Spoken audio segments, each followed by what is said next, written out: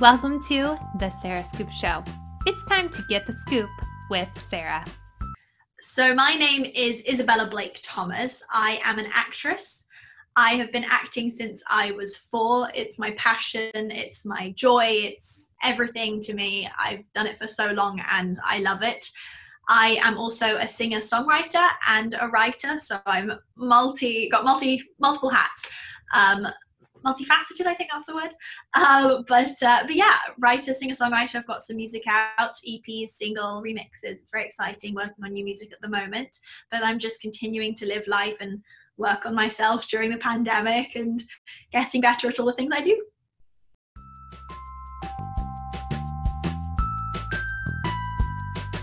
And it's streaming on September 25th. It's very exciting, a few days after my birthday.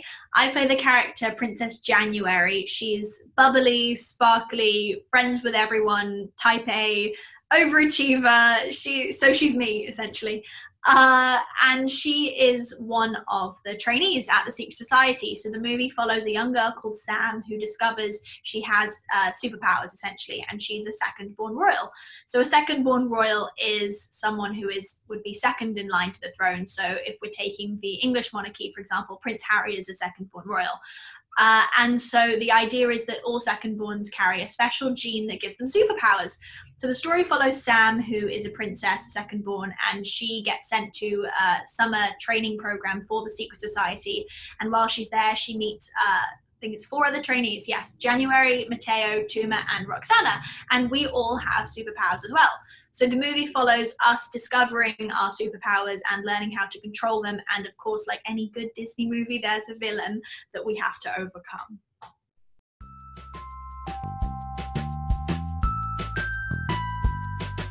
January is a light in every room. She tries to make the best of every situation, regardless of how tough it might seem. She's very positive, she's very encouraging, and she's very relatable as well, because even though she's a princess and she has superpowers, it's still something that people can relate to, because every teen is going through something new that they're discovering about themselves, and they're learning how to cope with it and learning how to deal with it. And so take out all of the factors that make her a Disney princess, she's still very a relatable teen.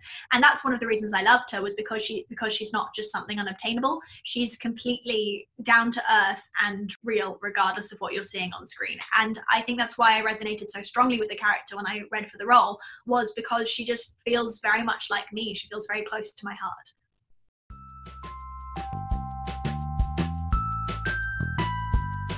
Because even though she's very like myself, I get to put on an extremely fancy British accent, and I get to be very posh and wear this fantastic wardrobe that consists of things from all these name brands that I'm just going, oh, I want that in my wardrobe first of all. But she is just constantly happy, and she finds the comedic beats in everything. And I think if she was a real person, we would definitely be friends.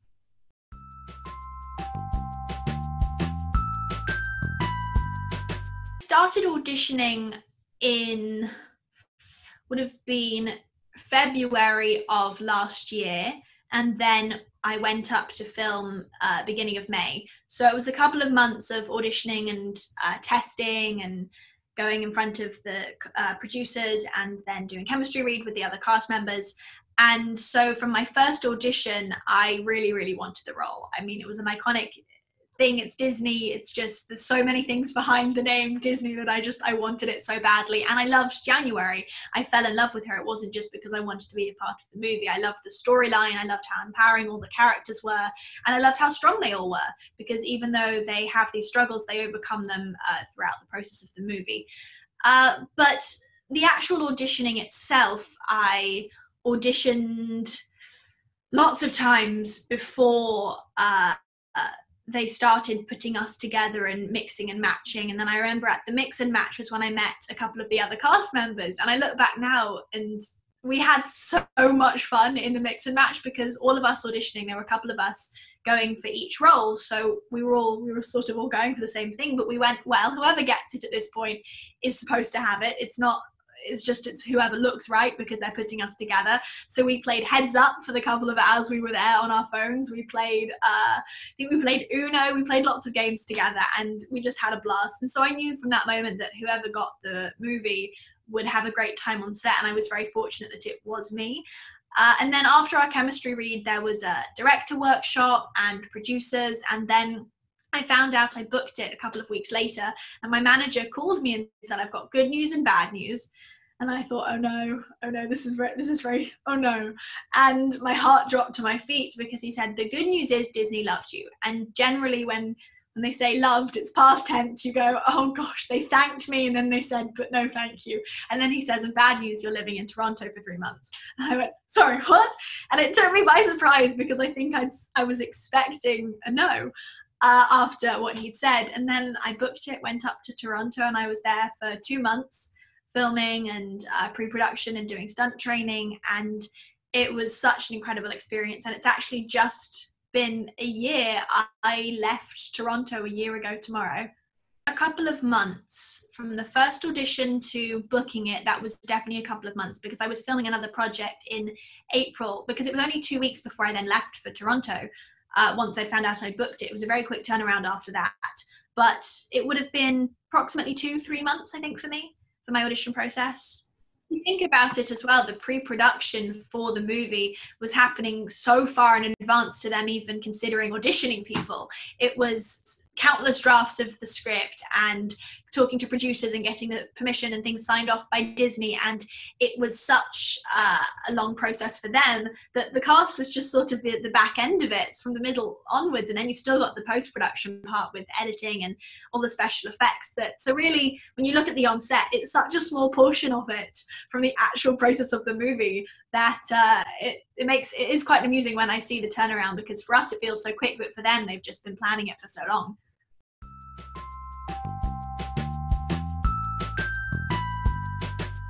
Yeah, stunt training was a lot of fun. It pushed me to limits that I didn't know I would be able to reach, and it made me feel stronger physically and mentally. It was very empowering to do. I'd done aerial arts previously, which is very confident in the air and with my balance and with the way my body moved. And then they got me doing free running, which is parkour, and that's a whole different ballgame. So I was running around walls, quite literally, and that was a crazy thing, because you're horizontal to the ground and you're running, and it's a very surreal moment. But we did lots of fun stunts for that, vaulting over things, jumping onto things, sliding under things. We did fight practicing and how to react to punches, which was a lot of fun. How you have to think, all right, where are they hitting me? What part of my body is moving?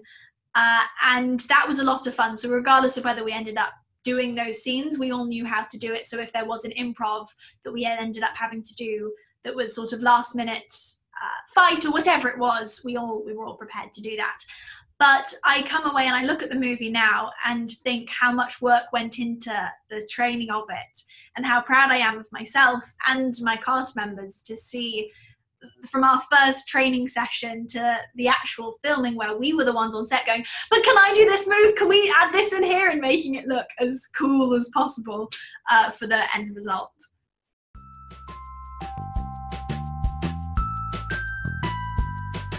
I mean, I look at how long we were together before we actually got onto set, and it was a solid couple of weeks. And we were all in the same apartment building, so we were seeing each other every day and at the weekends. And we would go to restaurants together and get pizza, and we'd go shopping, and it was a blast, because we all became like family. We were so close.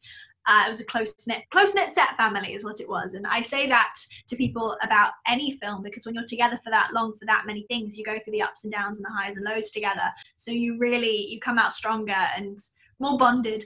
But we did have a great time. I mean, I'm just thinking about all the memories we had on set.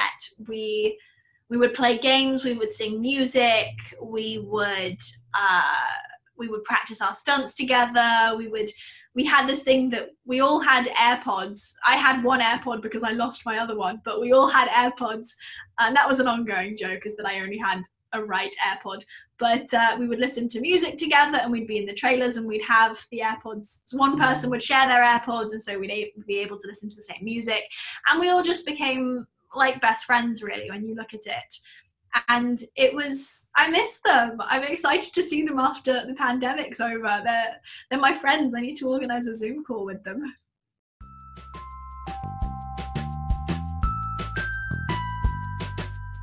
I mean, I have to pick and choose because there's so many things that we did on set. I'm trying to think.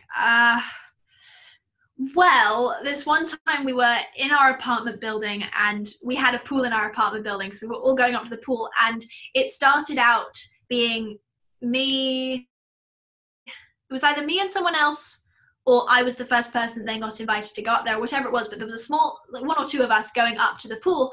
And then within the space of 5 minutes, another person joined, and then another person joined. Because our cast was so big, it ended up being that we were all on this roof in this pool, and we were there for hours and hours on end.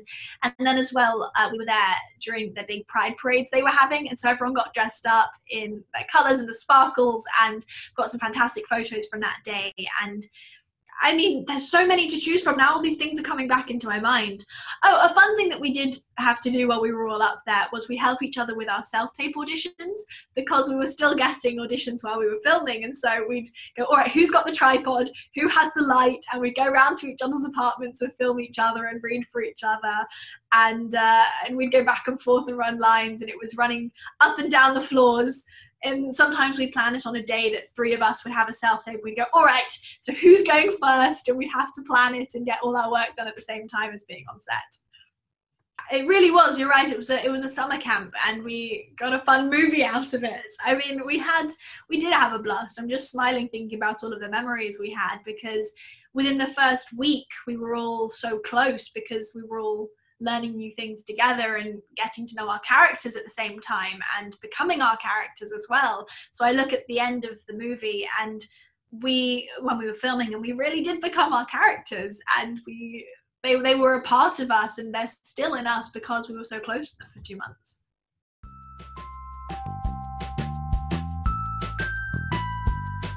It's very, very magical to look at, because everything sparkles and everything glows, but my costumes were amazing. I mean, I can't give too much away because there's certain things about our wardrobe that gives things away, so I can't tell too many things, but there were certain characters had things that were handmade, and the wardrobe team worked hours and sewing things together, hand stitching sequins onto things and lace and all of this material. And the way we were measured for things so that they could be adjusted and fit us perfectly, because we were putting on some clothes and it might be too long on the arms, so they would take up the sleeves, and it was a fantastic process, because the wardrobes are very much a character in the movie. Our costumes were us. So there's lots of costumes from January that I wish I could have kept, because they were so beautiful and just gorgeous, but for continuity reasons they have to stay with Disney. But it's all good because I know where to find them, and I'm saving up for the costumes.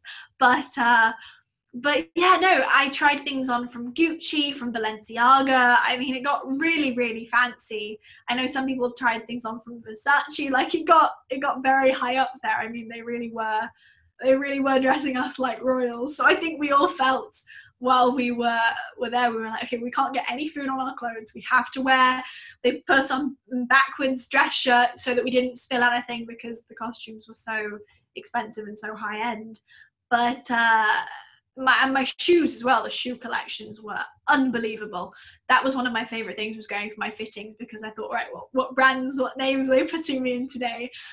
As for the sets, we had a fantastic time, because we did shoot on location. It wasn't just in the studio, which was really lovely, because I was able to see parts of Toronto, and I'd never been to Toronto before. I'd only been to Vancouver. So I really explored wherever we were, and we got to film in an actual castle, which was fantastic. We did film a couple of things on a soundstage, but to see how they brought the soundstage to life with special effects is unbelievable, because it looks so realistic. But with the actual sets, the place that the movie is set in is fictional. And so we were filming in a real place, and so to see how they used VFX to make it still the same but slightly different, that you're in a made-up place, is really special, because I've gotten to see the different layers as I was doing my voiceover and my ADR. So I've seen the sketches, and then I've seen the the CGI drawings they did when we were first on set, and actually having to see those really helped us as actors, because we got to see, all right, this is the landscape that's behind us, and this is what they're putting onto the skyline. This is how we're acting around it. So it definitely made it easier on that front, but it really is magical. I'm still in shock.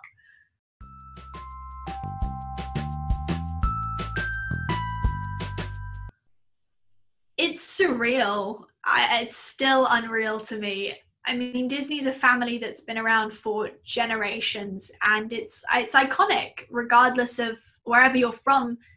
Disney has just been a big part of everyone's lives. You look at the original stories of Cinderella and Snow White, and then you go to the more modern ones of Tangled, and then you go to Frozen, and then you go to the live action ones of all of the Disney.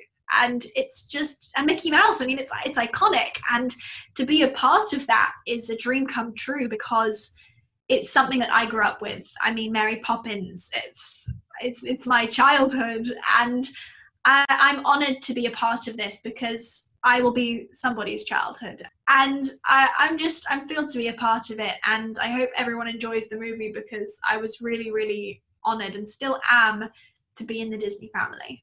Because I really was. I think every day on set I was just in awe of where I was and what I was doing, and I still have to pinch myself that I'm in a Disney movie. I mean, it's as exciting for me as it is for the people who want to watch it.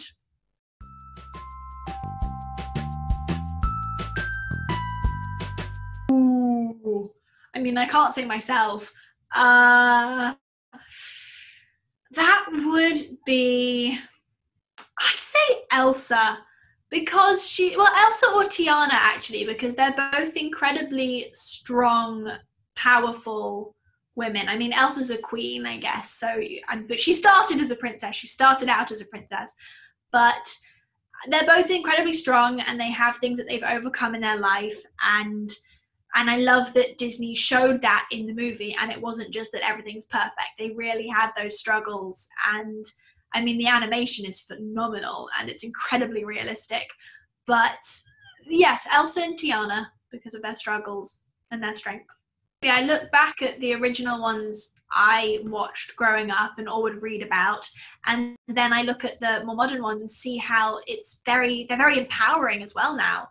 Is you look at Anna and Elsa, and I love that story, because if you look at it, it was the act of true love, and it was the sisterly love that broke that curse, and I love that. I mean, that's incredible. And then to look at Tiana and how she wasn't a princess and she became one, and I love that, because the others were royalty and she came from normality.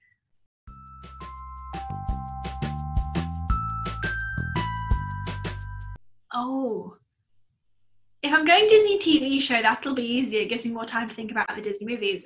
Disney TV show, that would be Wizards of Waverly Place or Sweet Life on Deck. I grew up with those shows, and Good Luck Charlie! No, Good Luck Charlie. It's Good Luck Charlie. Those three, Wizards of Waverly Place, Sweet Life on Deck, and Good Luck Charlie. I grew up with those shows, and I still love watching them. They make me happy, because it's fun to go back and remember when I was little and I used to watch them.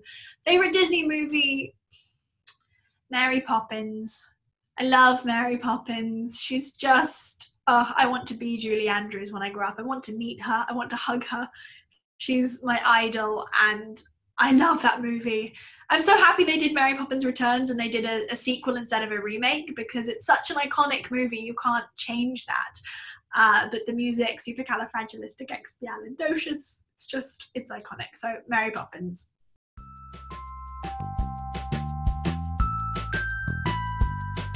We always hope. I can't share all of my knowledge, but we always hope. So fingers crossed.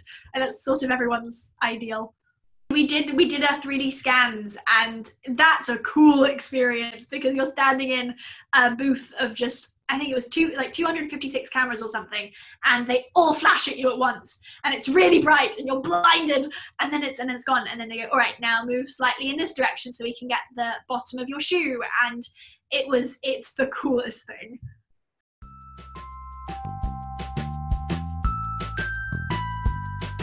I started visiting LA when I was about 6, I met a friend on a flight actually, and her parents said to me and my mum, "You should come and visit us in LA, come hang out at the beach." And we were like, sure. So we came to visit them. We just sort of fell in love with it, and since then I've just been in love with California. And I'm not there right now. I'm currently staying with some friends due to pandemic, but I normally live on a boat, and I'm normally there because it's an incredible place to be actually on the water and to see that every day when you wake up and hear the seals and the sea lions, and it's beautiful. So I fell in love with it straight away, and it's always felt like home to me. And so making the move didn't feel jarring because it just felt right. And I'm glad I made it, because fast forward to now, I'm so happy and I have incredible friends over here, best friends, and I'm just so fortunate to be here, in all honesty. I'm really lucky, because I know this is a dream for a lot of people, and I'm very, very fortunate to have that realized for me, and I'm happy to be here. It's iconic, and I know I say that, but it really is. I mean, LA and Hollywood, it's in so many movies and talked about by so many people, and it's where so many people live. It never gets old driving over La Cienega and seeing the Hollywood sign. Never gets old, and I don't think it ever will. It's surreal constantly because it's in pictures, it's in movies, and then here you are. It's there in front of you. Thank you for watching The Sarah Scoop Show. Head to sarahscoop.com for more.